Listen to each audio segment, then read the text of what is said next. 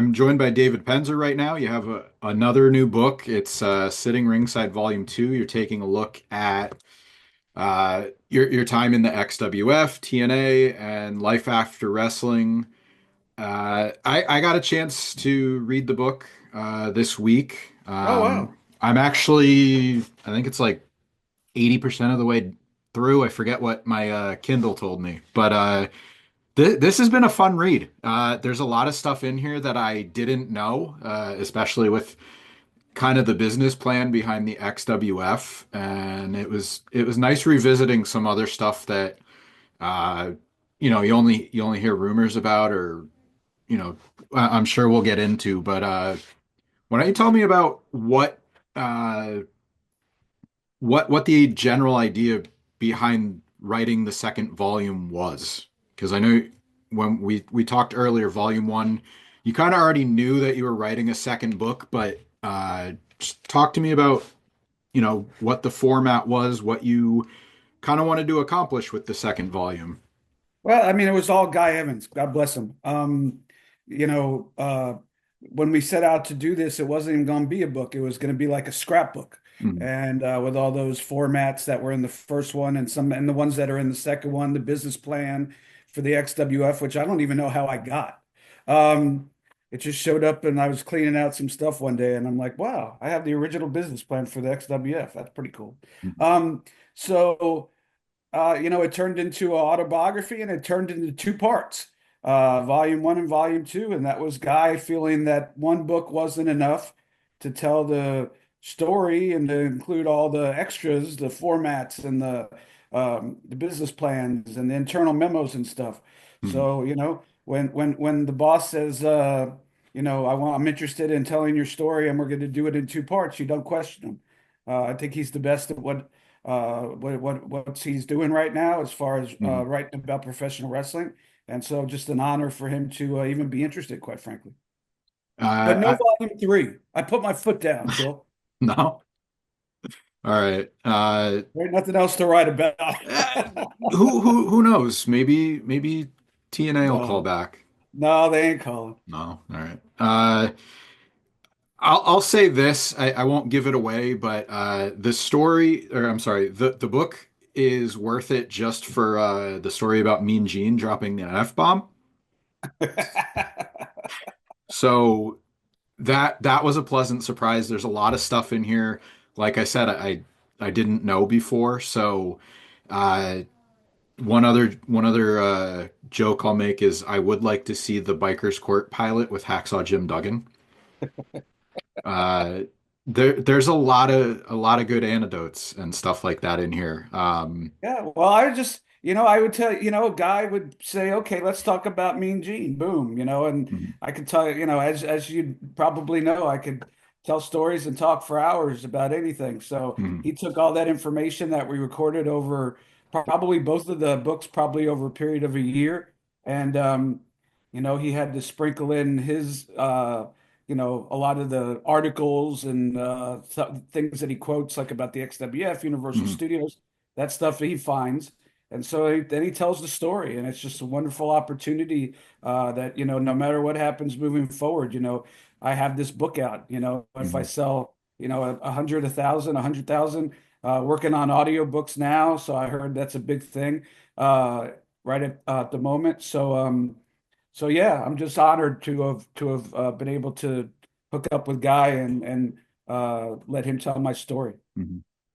One of the things I don't want to spoil like the Mean Gene or anything like that, but one thing I was really happy to see was you spent a lot of time, especially talking about the earlier stuff like the XWF, talking about your relationship with Jimmy Hart and how he kind of kept you involved in the business, if that's the right way to put it. But can you like you do a really good job in the book, but can you highlight like Jimmy Hart's importance to pro wrestling? Because I feel like people don't understand that he wasn't just a manager, like he's a composer, he's a songwriter, he's been in show business for I don't know, what is it, like 50 years now?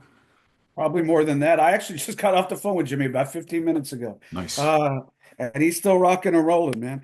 I asked him how that private plane was yesterday. He's like, "Ah, it's pretty cool." I got to ride in a private plane with Hogan and Eric Bischoff one time from Atlanta to Miami. It was a pretty cool experience. And you could turn your phones on even when you're flying. That's the secret that they won't tell you on commercial flights. You really aren't going to mess anything up, but don't say I said that out loud. Um, anyway, yeah, Jimmy's doing great, but Jimmy, I mean, the layers of things that he's added to the business, the careers that he's helped. Uh, I'm just off the top of my head, look at Three Count. There's these three guys that sent in tapes separately for the most part, and Jimmy came up with a gimmick. He wrote a song, he made these green circles. That was all Jimmy. Mhm. And there's so many, times that he's done that for people, whether it was in the XWF or with Kid Cash and Emery Hale or in Memphis even. He did the DJ challenge things that, when we couldn't draw a house in WCW, he would call in, every morning and morning drive for 3 weeks and do an angle with the DJ where, the DJ would pick a wrestler and and he would pick his guy, and then it ended up with the DJ getting his hand raised, and you can't imagine how many tickets that those actually drew. There were people that were coming just to see the DJ try Mhm. to get his one up on Jimmy Hart and the wrestler, and that was just an idea. And he did it probably over the course of WCW and independent shows and XWF. He probably did it 100, if not 250 times.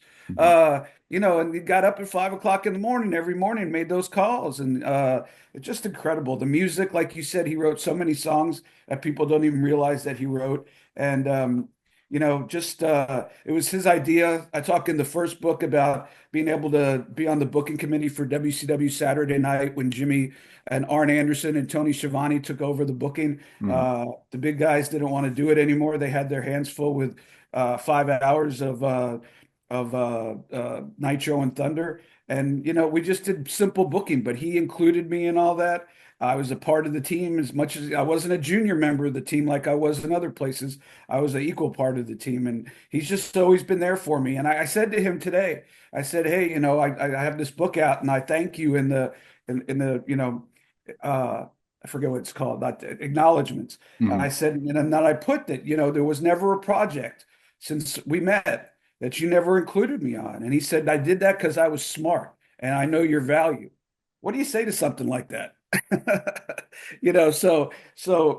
told him I loved him. He said, love you back. And we laughed a little bit about, the thing last night in LA. And it is what it is. Mhm.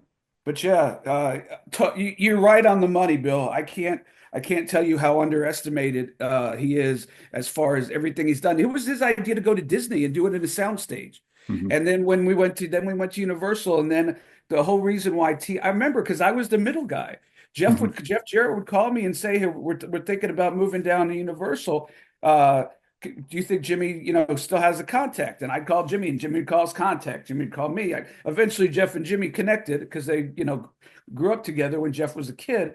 But it was a process, and that's how they got in there. And Mhm. so, so many things. I could write a whole book about Jimmy. Maybe I will write volume three. There you go. Yeah, there's quite a bit about him in here, and you just mentioned Jeff Jarrett. There's a lot of stuff with him, especially like the early days of TNA. And I this wasn't in the book, but I saw a tweet that you posted, I think it was yesterday, about Jeff saying we don't need TV anymore, streaming's the future. And it's funny because I still remember it wasn't even the fight or it wasn't Triller yet. It was the Flips media app. And Sure. Jeff was the one promoting that. Like that's why I took notice and that's why I still remember Flips. Because Jeff was the Yeah, one out no, there promoting it. yeah. He had I don't know, he had his finger on the pulse. He's always kind of had I'll that. never forget the conversation. And it dawned on me as I turned on Netflix to watch Raw last night. Uh, I hadn't really thought about it too much. I've told the story before about him saying that streaming was the next thing, but it never really clicked with Netflix on Raw and all that, until I turned on the TV and it wasn't. And one of the things I realized last night that's kind of cool and kind of different is they have no time constraints. When I Mhm. said there's no hard outs for a commercial break, there's no we got to hit an 11 o'clock ending. I mean, they basically got a blank slate to do whatever they want because each one is itself a Mhm. separate entity. It's not a television. It's not a television network show. It's a separate entity, and it really didn't hit me until I was watching it last night. How cool that is, and how different that is, because it's always been, TV hit you time out the matches, you hit the spots. If the promo goes long, you got to shrink the matches. If the matches go long, you got to shrink the promo, and you got to be out at 11:05 or whatever that is. And that's totally all gone away, and it's something that, like I said, I didn't think about until I was watching it. But yeah, I'll never forget. He left TNA for Global Force, and he started that, and I called and poked around. Hey, you need a ring announcer, but we would always kind of, I would always kind of, he would call me on, see how the XWF was doing. Mhm. I would call him and see how TNA was doing in the early starts, because, those two companies were the only other thing other than WWE at the time. Uh, so, we sort of were keeping track of each other and not stooging things off to each other, but, having professional conversations as far as, how things are progressing, off the record. Mhm. But yeah, he called me and I said, Jeff, you have, anybody interested in TV? I know you and Toby Keith are buddies. I'm sure he knows a lot of people. He goes, Penzer, you don't get it. He said, it's streaming. That's the future. And I Mhm. said, what do you mean? Like my 14-year-old son watches stuff like on his computer, and because my son never really had a TV. He would Mhm. just stream stuff. And to me, I never got it until they had those gimmick sticks, which is, so now instead of what, you don't have to watch it on your computer, you can watch it on your Mhm. TV. You just have to subscribe to all those places. But I'm thinking about, oh, you're going to turn on a computer and go to a website and watch a stream. It just didn't make any sense to me. And as I said yesterday, he was right, and he usually is. Mhm.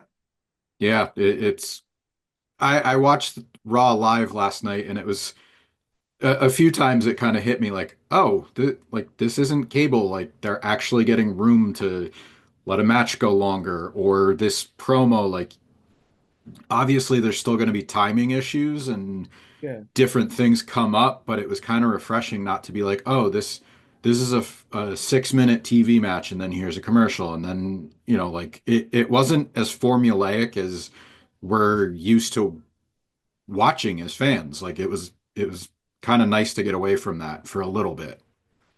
Yeah, I mean, I think they're gonna, my opinion, and my opinion means nothing in their world, but my opinion is watching it, they're gonna have to tighten up a little bit as they go on. I think, when you got The Rock and you have Triple H and you have The Undertaker and you have, all these players that are sort of passing the torch. I think that you got to let them, it's John Cena announcing for the Royal Rumble. I don't think you could put time on that unless you have to, and they didn't have to. Mhm. At some point, I think they'll probably tighten it up a little bit because you don't want interviews to just, go on forever. So, you really got to put a little time on it. The good news is if it goes long, it's not doesn't screw up the whole show like it used to. Mhm. Yeah, I watched Triple H's comments last night, and he said like, we'll get back to a little bit more of the episodic format next week. Like this week was kind of like a standalone show as Yeah, far as they were selling people on their brand. yeah. And you had a fresh set of eyes that were willing to look at it that maybe didn't get USA Network because, like my son, they didn't have a TV in their room. All they had is their laptop or their Mhm. their gaming computer. Yeah. So there's people take for granted, what a different world the 20 somethings and early 30 somethings of the world went through. They didn't grow up having cable television. So you know my youngest son is a huge AEW fan, but he watches it, he streams it. Mhm. Uh, he's never turned on a TV and watched it unless he might have been here. So it's a totally different world, and sometimes us old people could forget that Yeah. times change and you got to go with it. Even AEW, like I finally deleted the TBS app off of my phone because now I could just watch Max. So Yeah. And I don't even know how that works. I mean, I saw some people on the internet, on Twitter and stuff, say that, they didn't think that people would stop watching it that way and watch it on Max. You obviously did that. I yeah, don't know, and it's none of my business what their plan is. I would hope that they would get, if 100,000 people stopped watching it on the app and started watching it on Max, I hope that they would get credit for that and not punished. yeah. But again, uh, that I have no detail. Unlike my buddy Meltzer, I have no details of what goes on there. Mine was a simple reason. It's I have one cable box. I could watch TBS there, but if I'm out somewhere, like I have to watch on the app, and sometimes the app doesn't work, or like you have to cast it. This way, I could just it's less steps to access the show. I did want to say I really appreciated the David Arquette story you included in this book, especially the part where his wife kind of told you about uh, some of the comments you had said to him. Again, I encourage people to go and read the book. I'm not going to give too much away about the story, but it was kind of nice that not only, you said those things about him, but that the message was received and it kind of meant that much to him. So, I mean, it blew me away. Here's a guy that has everything, beautiful wife, money and power and movies and all this stuff. And without giving too much away, 25 years later, he still thinks he killed the wrestling business, or at least WCW. Legitimately, it upsets him. mhm, It's something that keeps him up at night. And as soon as I found that out, I threw him on my podcast, and there's excerpts of the podcast in the book. But I gave him all the reasons why I thought he wasn't being fair to himself, and there was a lot of other crap that went on that was a lot worse. And yeah, I didn't realize how seriously he took it. I thought maybe he was just indulging me a bit on the podcast, but then, like you said, his wife walked up at a Legends of Wrestling show in Detroit and thanked me that I took the weight off, and I was like, I was floored. But super nice guy. I mean, really loves the business. You know. If I send him a text to this day, he'll text me right back. I don't take advantage of that, obviously, but mhm. uh, so yeah, great guy. And you know what? It didn't bother me when he won the belt. It was a different business. We were a dying company, and we needed to be on the cover of the entertainment section of USA Today way more than we needed to not have an actor as a world champion for a week. Yeah. Plus, he bought the bar, so that was good. Free bar tabs for Yeah. everybody. That was I, good. I I took it for what it was. I enjoyed it. I'm glad history has been a little kinder to him and as far as that whole thing shook out. So, you know, Look, it was controversial, don't get me wrong, but at that yeah. point, that's what we were trying to do. Hmm. We were trying to get people to talk about us because all they were doing is shitting on us, excuse my French. Yeah. So, Yeah. any way that we could be put in a positive light or get some promotion out of it, we did, and it worked. There were so many times we did stuff that didn't work. Yeah. Look at I love Insane Clown Posse, and it's two of the nicest guys in the world, and it worked in their world, but it didn't work on a national level. Hmm. There were so many things that we tried to do to incorporate celebrities and just get a buzz out there about the product. And Yeah. you could say you love. I understand if people say I hate that Arquette won the world title. He's a world champion. I understand that, and I understand the point that people make when they say it. But to me, there's a lot of worse things that went on in that company that didn't get any of the publicity that Hmm. that got. So you know what?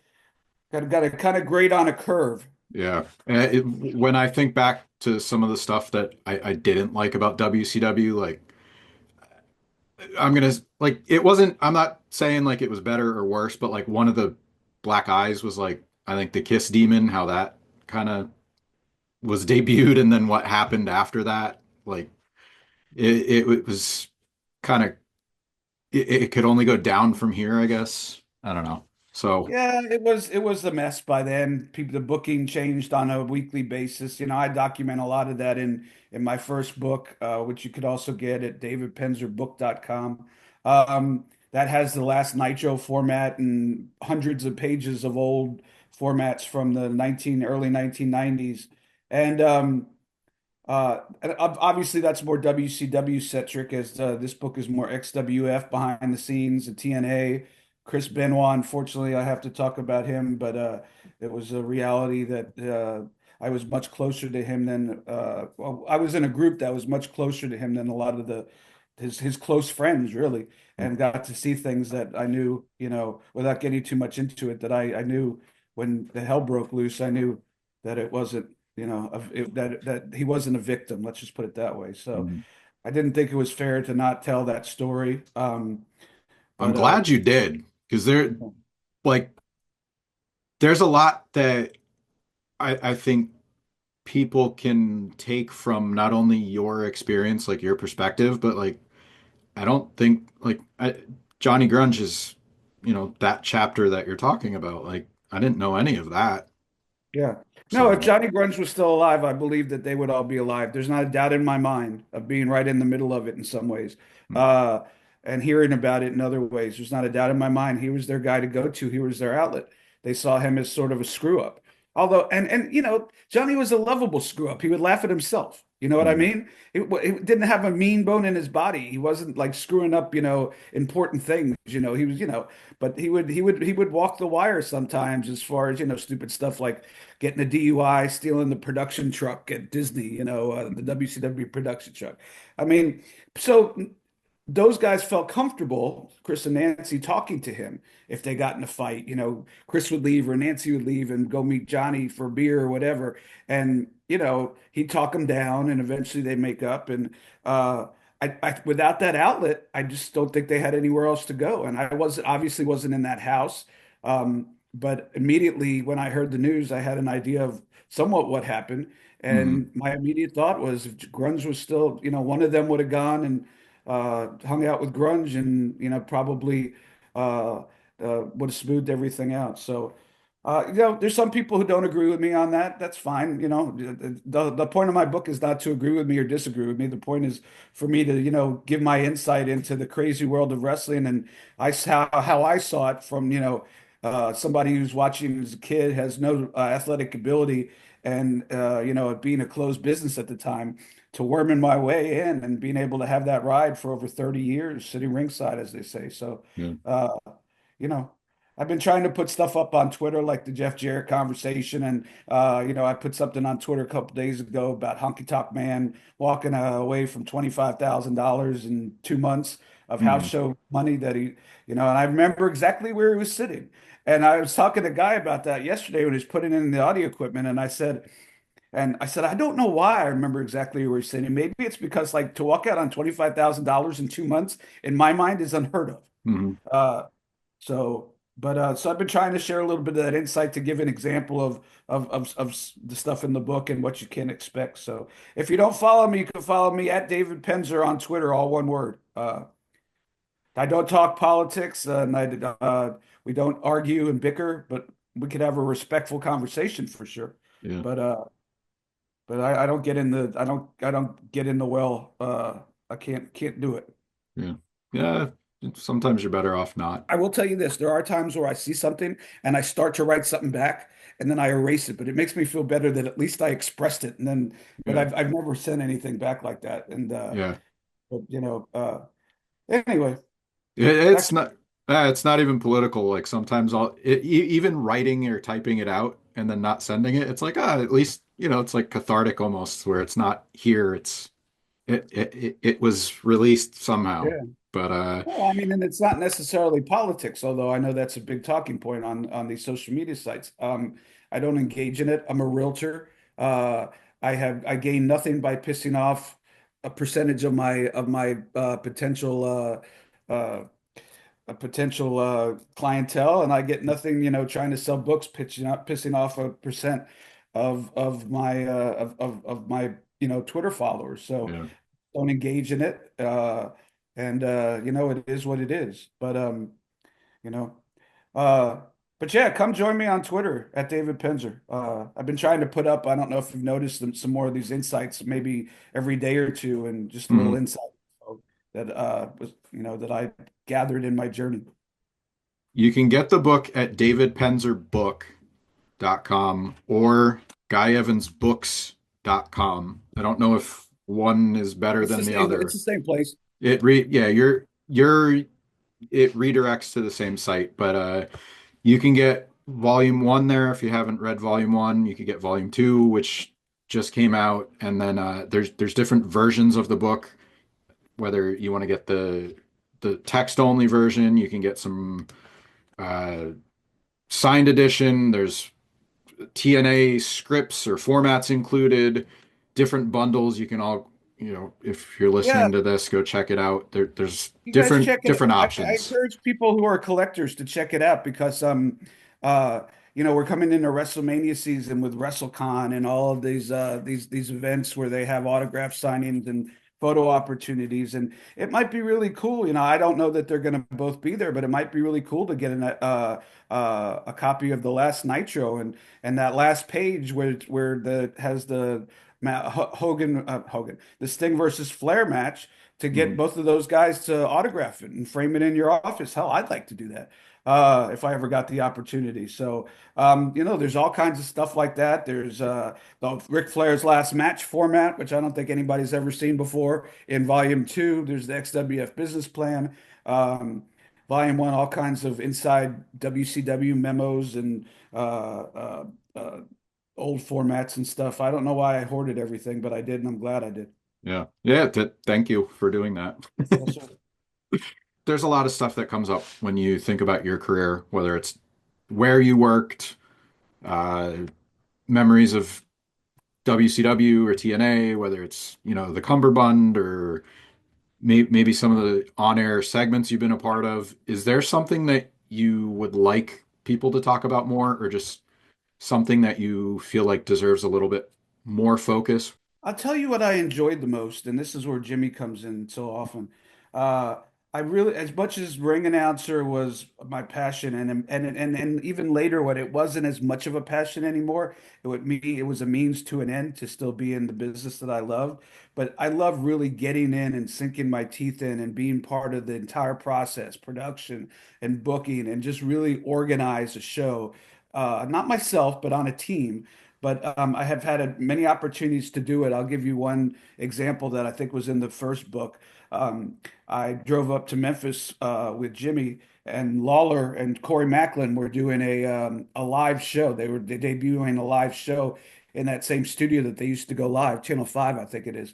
And the guy who was the producer, who was producing it, basically running the show in the truck, was a news guy. Had never watched wrestling before. And about 20 minutes into a 90-minute show, Lawler and Jimmy go, Penzer, go tell that guy to leave and go take the show over. You know what we want, you know what we're doing. I wasn't calling camera shots or anything, but I was just telling everybody where they should be shooting, what they should be looking for. And Jimmy, of course, gave me a big hug at the end. It was a huge, spur of the moment thing. I loved it. I excelled at it. Knock on wood. And I hate to brag, but I did. And even Lawler, who's not one to give out very many compliments, uh, took me aside and basically told me I saved their show. It's stuff like that, the behind the scenes stuff where I wasn't in a tuxedo or stuff like that, that really I cherish the most. And so a lot of the credit goes to Jimmy, but there's other people that have given me those opportunities as well. davidpenzerbook.com and Guy Evans Books. Or Amazon, if you don't want the bundles, you Or, can just go to yeah, Amazon. yeah, it works. It sends it right to your Kindle. And we're doing the audiobooks. They're being recorded as we speak. I know from what I understand, that's a big thing now. People like to ride to work and listen to the people telling their story. So I'm going to be recording that over the next month or so. We'll have to look forward if you should get the book, but if you don't and you want to wait for the audiobook, Every so, time we release something, we'll just call you, Bill, and you'll have me back on for 30 minutes. hey, I love talking to you. So I appreciate having uh a little bit more insight into a business that I've been a fan of and now kind of working adjacent. So Yeah. I, I mean, I think it's all gravy or it's all icing on the cake. Guy likes to say, you just like telling stories. You're not like trying to protect your image or you're not burying people. Although when you finish the book, you will see that Josh Mathews is the exception to the rule on that. But even at the end, I gave him a pass. But uh, yeah, he was not a pleasant experience working with him in TNA Impact Wrestling, and so we could read all about that. That'll be a scoop tomorrow, probably somewhere. Penzer buries Josh Mathews. I think I was respectful and honest about it, Yeah. but yeah, other than that, and him and Russo, I really haven't. It's just my guy. This is what Guy's a wrestling fan. This is how I look at it. And if Guy finds it that the story's entertaining, then other wrestling fans are going to find the stories entertaining. Mhm. So, and the way he creates them and he leads you through them as you're reading the book is just super super unbelievable. And I know I don't want to be in the Guy Evans Kiss Your Ass Club, but I'm sort of the president, I think, at this point. Well, I'm looking forward to what I haven't read yet, but I will say I think everything you've written, like it's your experience and you're respectful to a point. Like, you know what I mean? Like you're not trashing the guy just to do it. It's here's what happened. Here's your side of things, and kind of like you mentioned Russo. Like that's a good example. Like what kind of stories and stuff comes when you mention him, especially with fans and all the different death of WCW and all that stuff. So, I still think you're respectful to a point. Like your Yeah, well, experience might not have been great, but like with Vince, for example, it wasn't personal. I don't wish the guy ill will, unlike Jim Cornette does. I wish him all the great things in the world. His family to be successful and live a long and healthy life. I just don't agree with about 98% of what he wrote and said over the last 30 years. As far as Josh, it was a little bit more personal because it was fresh. Mhm. Uh, maybe it would have been a little bit more personal with Russo if it was, 2001. But I don't think so because I never really had a personal issue with him. Josh was just an ass, to be disrespectful, and made what should have been and ended up being my send off in this business for the most part into somewhat of a living hell at times, and I just didn't appreciate it. You can I read all about it in the book. How's that for a plug? Hi, Josh. oh, I'm not. I was gonna say I'm not running any of this, but No, hey, okay. use it. Use it. I don't. Hey, what does Eric say? Controversy creates cash. So, Yeah. no, it's honest from the heart. Yeah. And like I said, it's fresh. So, but I will say this, and I got to give the devil his due. As much as some of that time and impact was tough due to Josh, I will say the send off that Scott D'Amore gave me, which is really the end of the book, was one of the most special, if not the specialist things that has happened in my career.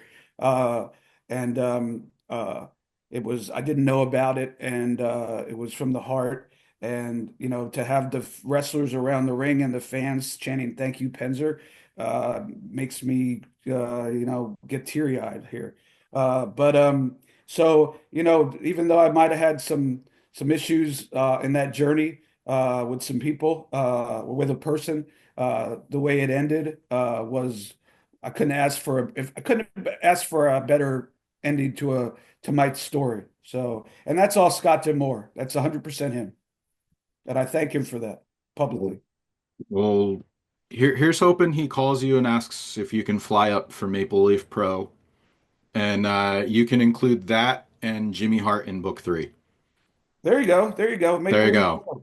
I'll tell Guy. I'll push I'll him. believe it when I I'll. see it, but I'll always answer the phone. I'll tell you, the traveling got hard on me at the end, man. Mm, It's not easy to travel anymore, and especially as you get older, and the planes are late and delayed and all that. It really took a lot of the fun part out of it mm, was having to deal with that. So mm, I'm going to big time wrestling in Ohio for Bobby Fulton, and mhm, so I'll be there. And but that's one of the rare times that I'm actually flying out to do a show.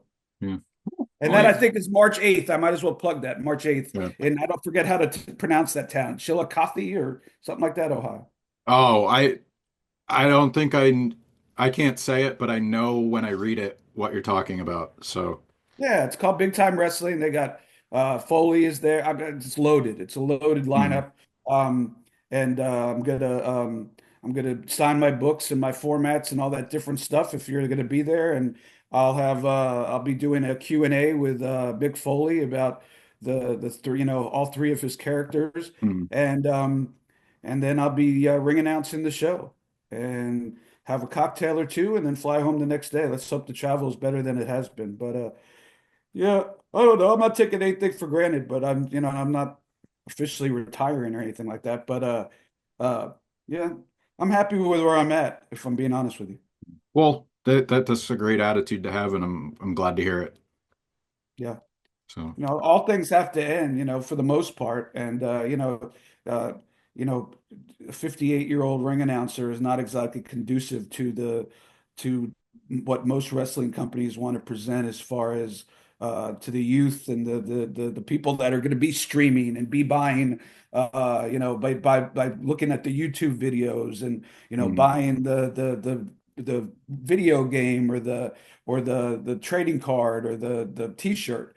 So, the 58-year-old guy does not really create that much excitement. So, I got a nice little run off of my nice little additional run off of my my what I'd done in the past and the goodwill out of that. And like I said, I got a wonderful send off and by Scott and like I said, if this is it, hey, God bless. It's been the honor of my lifetime and to live my dream.